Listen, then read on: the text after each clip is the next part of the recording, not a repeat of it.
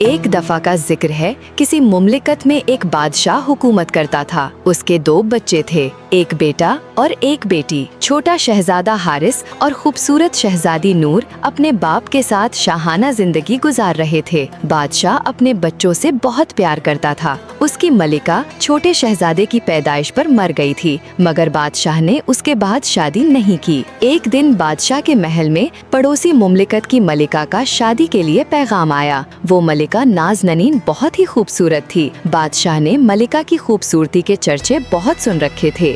بادشاہ شادی کے پیغام کو قبول کر لیتا ہے اور ایک عالی شان تقریب میں بادشاہ نے ملکہ نازنین کو اپنی دوسری بیوی بنایا۔ دونوں بچے اس شادی پر بہت خوش تھے۔ ملکہ نازنین بہت خوبصورت تھی، مگر شہزادی نور سے زیادہ نہیں۔ ملکہ نازنین دونوں بچوں سے بہت محبت کرتی تھی، مگر یہ سب ایک دکھاوا تھا۔ وہ ایک بہت بڑی جادوگرنی تھی جو اسی طرح ایک نئے بادشاہ سے شادی کرتی اور پھر انہیں زہر دے کر ہلاک کر دیتی اور ان کا تخت و دولت حاصل کر لیتی۔ بادشاہ ازلان یہ بات جانتا تھا، مگر ملکہ نے بادشاہ پر ایسا جادو کر دیا تھا کہ وہ سب جانتے ہوئے بھی کہ ملکہ نے اس سے پہلے کئی شادیاں کی ہیں، فوراً مان گیا۔ اب ملکہ بادشاہ کے مشروب میں زہر ملانے لگی۔ کچھ عرصہ بعد بادشاہ پر زہر کا آہستہ آہستہ اثر ہونے لگا، جس سے وہ سخت بیمار ہو گیا اور پھر مر گیا۔ ملکہ خوش ہو گئی اور فوراً تخت پر بیٹھ گئی۔ اس نے شہزادے اور شہزادی کو قید خانے میں ڈال دیا۔ شہزادی نور اپنے چھوٹے بھائی کے ساتھ قید خانے میں اداس اور غمگین تھی۔ محل کے ایک وفادار سپاہی نے قید خانے کا دروازہ کھولا اور دونوں کو وہاں سے بھگا دیا۔ شہزادی اپنے چھوٹے بھائی کا ہاتھ پکڑ کر بھاگتی رہی۔ شہزادی نور اپنے چھوٹے بھائی شہزادہ حارث کا ہاتھ تھامے اندھیروں اور روشنیوں سے بھری جادوئی جنگل میں دوڑتی چلی جا رہی تھی۔ درختوں کی بلند شاخیں آسمان سے سرگوشیاں کر رہی تھیں اور پرندوں کی آوازیں دور تک گونج رہی تھیں۔ اچانک حارث نے رکتے ہوئے اپنی بہن سے کہا، بہن مجھے بہت پیاس لگی ہے، مجھے پانی چاہیے۔ نور نے پریشانی سے اپنے بھائی کی طرف دیکھا، لیکن دوسری طرف محل میں ملکہ نازنین کو خبر ہو چکی تھی کہ شہزادی اور شہزادہ قید سے بھاگ نکلے ہیں۔ وہ فوراً اپنی جادوئی گیند کے سامنے بیٹھی، جس میں سب کچھ صاف دکھائی دیتا تھا۔ نازنین نے مکاری سے مسکرا کر ایک خوفناک جادو پڑھا اور اس کے اثر سے جنگل کی ہر جھیل کا پانی زہر آلود ہو گیا۔ اب جو بھی اس پانی کو پیتا وہ انسان سے جانور میں بدل جاتا۔ کچھ دور بھاگنے کے بعد شہزادی اور شہزادہ ایک چمکتی جھیل کے کنارے پہنچے۔ حارث دوڑ کر آگے بڑھا، مگر شہزادی نے جلدی سے اسے روک لیا کیونکہ جھیل کے صاف پانی میں اسے ایک شیر کا عکس نظر آیا۔ خوف سے اس نے اپنے بھائی کو بازو سے پکڑ کر کہا، نہیں حارث، یہ پانی مت پینا۔ وہ دونوں پھر آگے بڑھے اور ایک دوسری جھیل تک جا پہنچے۔ جھیل کی سطح پر اس بار ایک ہرن کا عکس لہرا رہا تھا۔ شہزادی نے تڑپتے دل کے ساتھ پھر اپنے بھائی کو منع کیا، لیکن حارث چھوٹا تھا، ضدی تھا۔ بہن کی آنکھ بچا کر اس نے دونوں ہاتھوں سے پانی پیا اور اگلے ہی لمحے اس کا وجود کانپنے لگا۔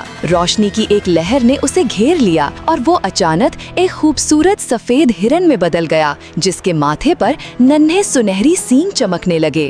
شہزادی نور زمین پر بیٹھ گئی، اس کی آنکھوں سے آنسو بہنے لگے۔ یہ اس کا دنیا میں آخری سہارا تھا، اس کی امید، اس کا بھائی۔ وہ ہچکیاں لے کر روتی رہی، لیکن پھر اس نے عزم کے ساتھ اپنی آنکھوں کے آنسو پونچھے اور فیصلہ کیا کہ وہ ہار نہیں مانے گی۔ وہ جنگل میں اکیلی لکڑیاں جمع کرنے لگی اور ٹہنیوں اور پتوں سے ایک جھوپڑی بنانے لگی۔ شہزادہ ہرن بن کر اس کے گرد گھومتا رہا، اپنی معصوم آنکھوں سے بہن کو دیکھتا رہا۔ دونوں نے مل کر وہ جھوپڑی مکمل کی، ایک نئی زندگی، ایک نئی امید کے ساتھ۔ ایک دن شہزادی نور جنگل سے پھل توڑ کر واپس آ رہی تھی۔ گھنے درختوں کے بیچ وہ اپنی ٹوکری میں رنگ برنگے پھل رکھے ہوئے تھی۔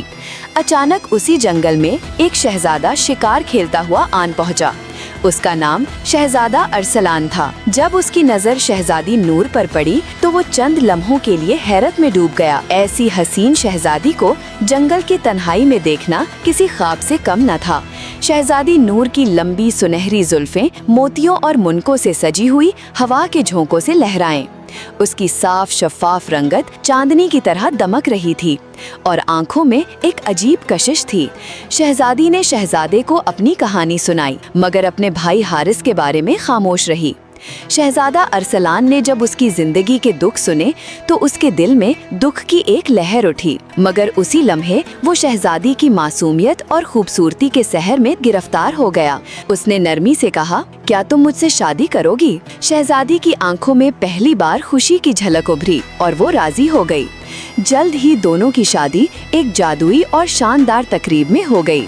किले में रोशनियों की बहार थी, गुलाब की पत्तियों की बारिश थी और हर तरफ खुशियों की गूंज। मगर दूसरी तरफ मलका नाज़नीन अपने जादुई शीशे में ये मंजर देख रही थी। पहले तो वो खुश थी कि उसके जादू ने शहजादे और शहजादी को दुखों में डाल दिया है, लेकिन जब उसने देखा कि शहजादी नूर और शहजादा अरसलान की शादी हो रही है तो उसके चेहरे पर गुस्से की सुर्खी छा गई। उसने चीखते हुए कहा, ये कैसे मुमकिन है? मेरा जादू टूट कैसे गया? गुस्से में उसने अपने जादुई असा को बुलंद किया और एक सफेद कबूतर को अपनी सियाह ताकतों से घेर लिया। कबूतर लम्हों में एक हसीन औरत में बदल गया।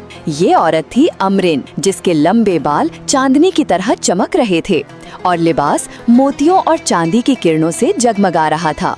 मलका ने एक अय्यार मुस्कुराहट के साथ कहा, अमरिन, अब तुम्हें शहजादी के पास जाना है और मेरा खेल शुरू करना है। किले के ऊंचे बुर्जों पर बादलों का साया था और फिजा में अजीब सी खामोशी छाई हुई थी। ऐसे में जालिम मलका नाज़नीन अपने जादुई असा के साथ शहजादी नूर के महल में दाखिल हुई। उसकी आंखों में नफरत की बिजलियां कौंध रही थीं। वो जैसे ही शहजादे के करीब पहुंची, मुस्कुराकर सरगोशी की, अब कोई तुम्हें नहीं बचा सकता, ऐ मासूम शहजादी। उसने अपना असा हवा में घुमाया और एक खौफनाक मंत्र पढ़ा। अचानक रोशनी की चमक उठी और शहजादी नूर लरसती हुई एक नन्हे कबूतर में बदल गई। वो कबूतर फड़फड़ाता हुआ खिड़की के पर्दों में छुप गया, मगर ये सारा मंजर शहजादा हारिस ने अपनी आंखों से देख लिया था। मलका ने अपनी साजिश को छुपाने के लिए शहजादी के बिस्तर पर आमरीन को लटाया और झूठी आंखों से रोते हुए शहजादा अरसलान से कहा, शहजादी सख्त बीमार है, इसके चेहरे पर आग के जैसे सुर्ख धब्बे निकल आए हैं। इसकी जान बच सकती है, मगर शर्त ये है कि इस हिरन को मारकर इसका गोश्त शहजादी को दिया जाए, तभी वो तंदुरुस्त होगी। अरसलान के दिल पर बोझ सा पड़ गया। वो जानता था कि शहजादी नूर हिरन को अपनी जान से बढ़कर चाहती है, मगर मलका के अल्फाज ने उसके दिल में खौफ पैदा कर दिया। आखिर उसने सिपाहियों को हुक्म दिया, जाओ हिरन को पकड़कर मार दो। ये हुक्म सुनकर मासूम हिरन के आंसू बहने लगे, मगर शहजादा हारिस, जो अब हिरन के रूप में था, फौरन छुप गया ताकि सिपाहियों के हत्थे न चढ़े। किले का एक वफादार सिपाही जो हिरन से मोहब्बत रखता था, उसे ढूंढ निकालने में कामयाब हुआ। उसने हिरन को छुपा दिया और तालाब के किनारे ले आया। पानी की सतह पर जब हिरन ने झांका तो अचानक इसमें इसका असल अक्स झलका, शहजादा हारिस का चेहरा। सिपाही हैरान रह गया। शहजादे ने आहिस्ता से कहा, मलका एक जादूगरनी है, उसने पहले मेरे बाप को कत्ल किया और अब मेरी बहन को कबूतर में बदल दिया है। सिपाही ने ये सुनकर सारी हकीकत शहजादा अरसलान को बता दी। अरसलान के दिल में बोझ सा पड़ गया। वो फौरन महल के पहरेदारों को लेकर आया और मलका नाज़नीन को गिरफ्तार करके कैद में डाल दिया। उसने ललकार कर कहा, अपना जादू तोड़ो वरना आज ही तुम्हारा अंजाम होगा। मौत के खौफ ने मलका के गरूर को तोड़ दिया। उसने मंत्र वापस पढ़कर जादू खत्म किया। शहजादी नूर फिर से अपनी असली सूरत में डगमगाती हुई लौट आई और शहजादा हारिस भी इंसान बन गया, मगर इंसाफ अभी बाकी था। शहजादा हारिस ने मलका का जादुई आसा छीन लिया और वही मंत्र उस पर पढ़ा। यकायक मलका की शक्ल बिगड़ने लगी। उसके परों जैसे स्याह पर निकल आए और देखते ही देखते वो एक बदसूरत कौवा बन गई। खौफनाक आवाज में काएं काएं करती हुई वो आसमान की वुसअतों में गायब हो गई। यूं इसके जुल्मों सहर का हमेशा के लिए खात्मा हुआ। शहजादी नूर ने खुशी के आंसुओं के साथ अपने भाई को गले लगा लिया।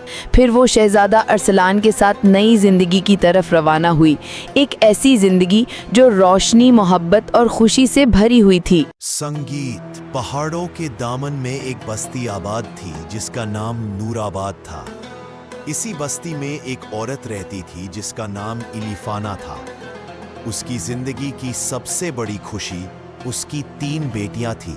बड़ी बेटी गुलजार, दरमियानी बेटी नूरान और सबसे छोटी बेटी होरिया। ये तीनों उसकी आंखों का नूर और दिल का सुकून थी। एक दिन बड़ी बेटी गुलजार पानी वाले मैदान में घूम रही थी कि उसने नदी में उग हुए एक गुलाबी फूल को देखा। वो झुककर फूल तोड़ने लगी, मगर जैसे ही उसका हाथ फूल को छुआ, वो अचानक गायब हो गई। अगली सुबह दूसरी बेटी नूरान अपनी गुमशुदा बहन का सुराख लगाने के लिए मैदान में निकली।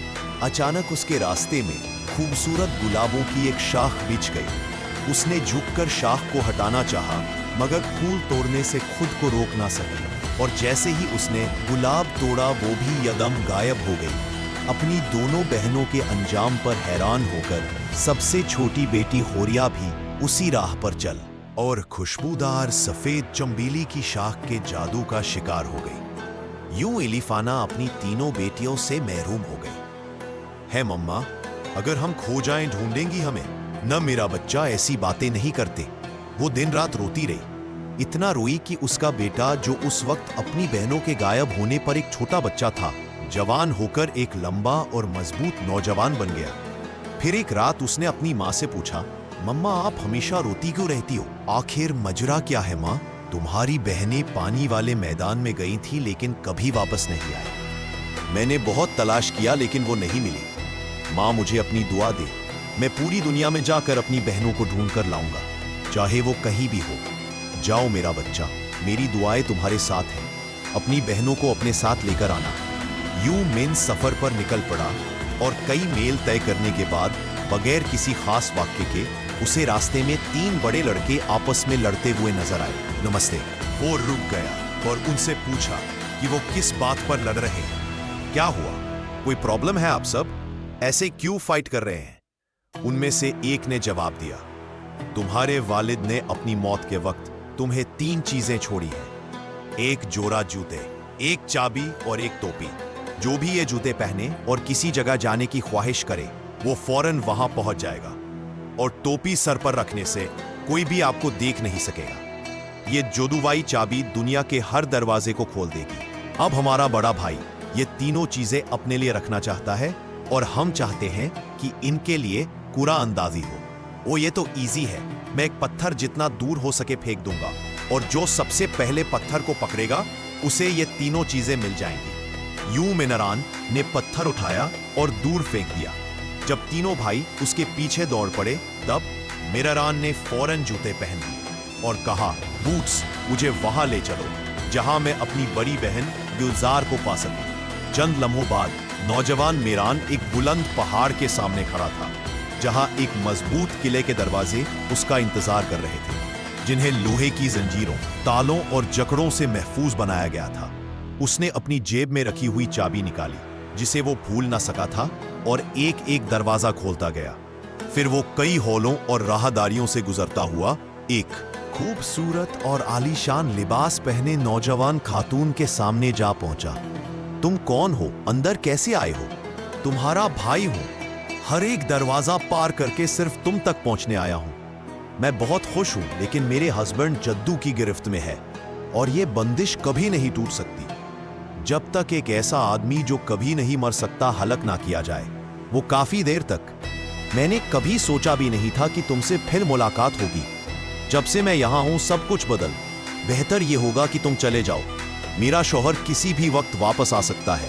फिक्र मत करो बिहान, मेरे पास एक जादुई टोपी है। ये जादुई टोपी मुझे हाइड कर देगी। सिर पर रखते ही कोई मुझे देख नहीं सकेगा। वो दोनों अभी गहरी गुफ्तगू में मशरूफ थे कि अचानक दरवाजा खुला और एक परिंदा अंदर आ गया।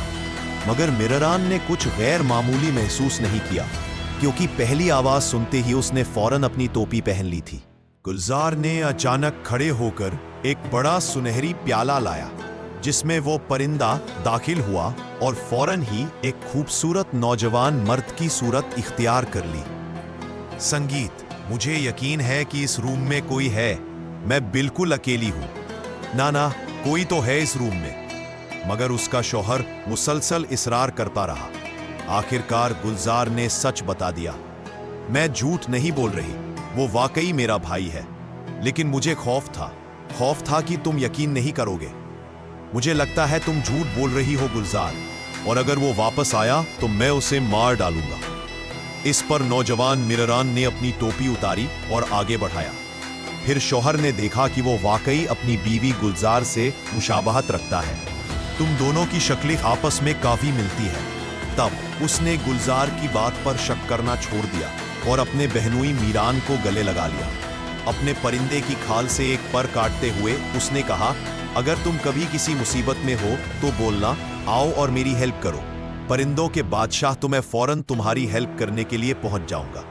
میران نے اس کا شکریہ ادا کیا اور وہاں سے روانہ ہو گیا، اور قلعہ چھوڑنے کے بعد اس نے جوتوں سے کہا، بوٹس مجھے وہاں لے چلو جہاں میں اپنی بہن نوران سے مل سکوں۔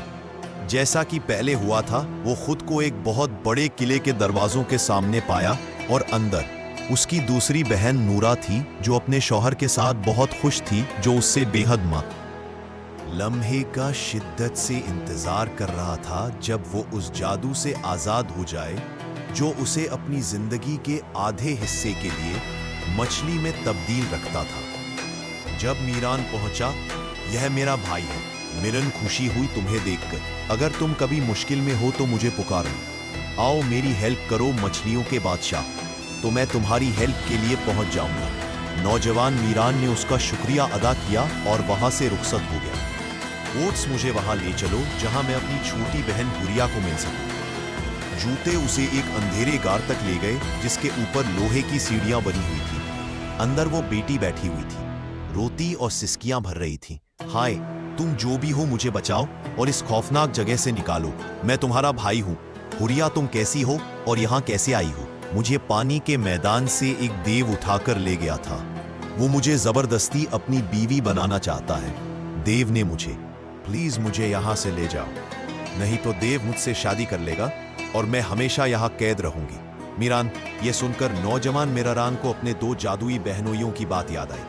اس نے اپنی بہن کو مشورہ دیا، تمہیں اس سے شادی کے لیے ہاں کہنی ہوگی، لیکن صرف تب جب وہ تمہیں یہ بتائے کہ وہ کبھی مر کیوں نہیں سکتا۔ اچانک سب کچھ لرزنے لگا، جیسے ہوا کہ تیز گردش نے ہر چیز ہلا کر رکھ دی، اور وہ بوڑھا دیو غار میں داخل ہوا۔ کیا تم اب بھی میرے ساتھ شادی نہ کرنے کے پختہ ارادے پر قائم؟ اگر ہاں تو تمہیں دنیا کے آخر تک یوں ہی روتے رہنا پڑے گا۔ میں تم سے شادی کرنے کا ارادہ کبھی نہیں چھوڑوں گا۔ ٹھیک ہے، میں تم سے شادی کر لوں گا، اگر تم مجھے یہ بتاؤ کہ تم کبھی کیوں نہیں مر سکتے۔ کیا واقعی دیو اپنی لافانی زندگی کا راج ظاہر کرے گا؟ کیا ہوریے کی چال کامیاب ہوگی؟ میران کے پاس اب دو جادوئی بادشاہوں کی مدد موجود ہے، مگر کیا یہ کافی ہوگا اس دیو سے مقابلہ کرنے کے لیے جس کی روح کسی اور کی زندگی میں قید ہے؟ اور سب سے بڑا سوال، کیا میرران اپنی تینوں بہنوں کو نہ صرف بچا سکے گا بلکہ ان پر کیے گئے جادوؤں کو بھی توڑ سکے گا، یا پھر یہ مہم ایک اور قربانی کا تقاضا کرے گی؟ جانیے کہانی کے اگلے حصے میں، جہاں راج، جادو اور قسمت کی آزمائش ایک نئے موڑ پر پہنچے گی۔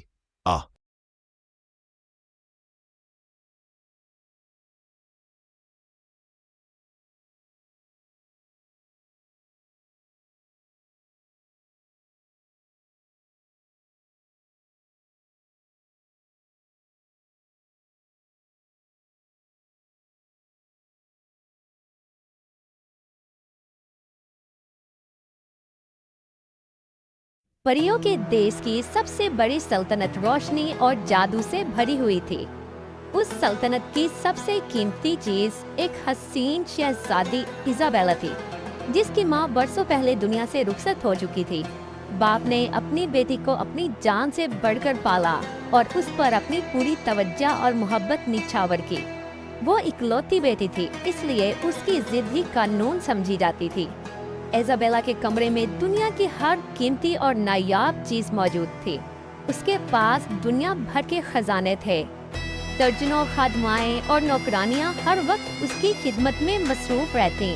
کوئی نرم ریشمی کپڑے سنبھالے کھڑی ہوتی، کوئی سنہری کنگھی سے بال سنوارتی، کوئی دودھ اور شہد کے پیالے لیے حاضر رہتی۔ شہزادی جہاں جاتی پروں کی طرح خادم اس کے گرد پھیل جاتے۔ وہ جانتی تھی کہ اس کا حسن بے مثال ہے اور اس کی ضد ناقابل شکست۔ اسی غرور نے اور ناز نے اسے یہ اعلان کرنے پر مجبور کیا کہ اگر وہ شادی کرے گی تو دنیا کی سب سے مہنگی شادی ہوگی۔ جب بادشاہ نے اس سے نرمی سے کہا کہ بیٹی، अब वक्त आ गया है कि तुम शादी करके अपनी जिंदगी का नया बाब शुरू करो। तो इजाबेला ने गरूर से जवाब दिया कि वो तभी शादी करेगी जब उसकी शर्तें पूरी की जाएंगी। बादशाह ने बेटी की जिद के सामने सर झुका दिया और कहा कि तुम्हारी शर्त क्या है। इजाबेला ने कहा कि उसकी शादी ऐसे महल में होगी जिसकी दीवारें हीरे और सोने से बनी हो। बादशाह ने हुक्म दिया और सल्तनत के कारीगर पहाड़ों से हीरे खोदने लगे। दरियाओं की तह से नायाब पत्थर निकाले गए। कई महीनों की मेहनत के बाद एक ऐसा महल तैयार हुआ जो रोशनी में जगमगा उठा। दीवारों पर जड़े हीरे सितारों की तरह चमकते थे। छतें सोने से ढकी थीं और हर कमरा आईने की तरह दमक रहा था। इजाबेला ने महल देखा, लबों पर गरूर की मुस्कुराहट आई और उसने कहा ये शर्त पूरी हो गई, लेकिन अब एक दूसरी शर्त बाकी है। उसने ऐलान किया कि शादी के दिन दुनिया भर के जेवरात उसके कदमों में ढेर किए जाएं। बादशाह ने कासदों को भेजा। बड़े बड़े काफिले महल की तरफ आने लगे। समुद्रों की तह से नायाब मोती निकाले गए। पहाड़ों की गारों से याकूत और जमर्द निकाले गए। लाल, नीलम और हीरे ढेर हो गए। महल के हाल जेवरात से भर गए। इजाबेला ने एक नजर सब पे डाली और खुश होकर कहा कि ये शर्त भी पूरी हो गई है, लेकिन अभी तीसरी शर्त बाकी है। अब इजाबेला ने कहा कि उसे एक ऐसा तोहफा चाहिए जो नायाब हो, जो कभी न मरे, जो हमेशा जिंदा रहे। कई शहजादे अपनी अपनी सल्तनत के सबसे कीमती खजाने लाए। कोई जादुई तलवार लाया, कोई सोने का परिंदा, कोई चांद की किरणों से भरा संदूक। मगर इजाबेला ने सबको रद्द कर दिया। उसका दिल किसी चीज पर न आया। फिर एक दिन महल के दरवाजे पर एक आम सा लड़का आया। उसके कपड़े पुराने थे, जूते मिट्टी में भरे हुए। वो हाथ में एक छोटा सा रोशनी से जगमगाता फूल लिए खड़ा था। माफिजों ने उसे देखकर हंसी उड़ाई, मगर फूल किसी तरह इजाबेला तक पहुंच गया। जैसे ही वो फूल कमरे में आया, वहाँ एक अजीब सी रोशनी और खुशबू फैल गई। इजाबेला ने फूल को हाथों में लिया, मगर गरूर ने फौरन दिल पर कब्जा कर लिया। उसने गुस्से से कहा, ये भिखारी मेरे महल में कैसे आया? फौरन इसे निकालो यहाँ से। लड़के को बेइज्जत करके महल से निकाल दिया गया। वो खामोश रहा, बस मुस्कुराया और चला गया। इजाबेला ने ऐलान किया कि ये शर्त भी पूरी हो गई, लेकिन अब आखिरी शर्त बाकी है। चौथी शर्त सबसे मुश्किल थी। इजाबेला ने कहा कि शादी के दिन उसका दिल हंस पड़े, वरना शादी नहीं होगी। बादशाह ने दरबार में सब कुछ करके देख लिया। जोकर आए, जादूगर आए, नाच गाने हुए, करतब दिखाए गए, मगर इजाबेला के चेहरे पर मुस्कुराहट न आई। हर तरफ मायूसी फैल गई। फिर एक दिन इजाबेला महल के बाग में अकेली चहलकदमी कर रही थी कि अचानक उसे दूर जंगल से एक आवाज सुनाई दी। वो आवाज इतनी नर्म और सुरीली थी कि दिल को छू लेने वाली थी। इजाबेला रुकी और गौर से सुनने लगी। आवाज किसी गाने की थी जो हवा के झोंकों के साथ उसके कानों तक पहुंच रही थी। तजस्सुस ने उसे खींचकर जंगल की तरफ बुला लिया। वहाँ एक दरख्त के नीचे वही आम लड़का एड्रियन बैठा हुआ था, बांसुरी बजा रहा था और गुनगुना रहा था। इजाबेला रुक गई। वो हैरान थी कि ये वही शख्स है जिसे उसने भिखारी कहकर महल से निकाल दिया था। उसकी आवाज में इतनी मिठास, इतना दर्द और इतनी सच्चाई थी कि इजाबेला बेअख्तियार सुनती रही। ये मामूल रोज का बन गया। इजाबेला बाग में जाती और दूर से वही आवाज सुनती। कभी वो बांसुरी बजाता, कभी पुराना नगमा गुनगुनाता। आहिस्ता आहिस्ता इजाबेला का गरूर टूटने लगा। वो खुद को उस आवाज की कैदी पाने लगी। एक दिन जब एड्रियन ने बांसुरी बजाई तो इजाबेला के होंठों पर पहली बार दिल से निकली हुई मुस्कुराहट आई। यही वो मुस्कुराहट थी जो उसकी आखिरी शर्त थी। उसका दिल बदल गया। वो जान गई कि असल खुशी जेवरात और महल में नहीं, बल्कि इस आवाज में है।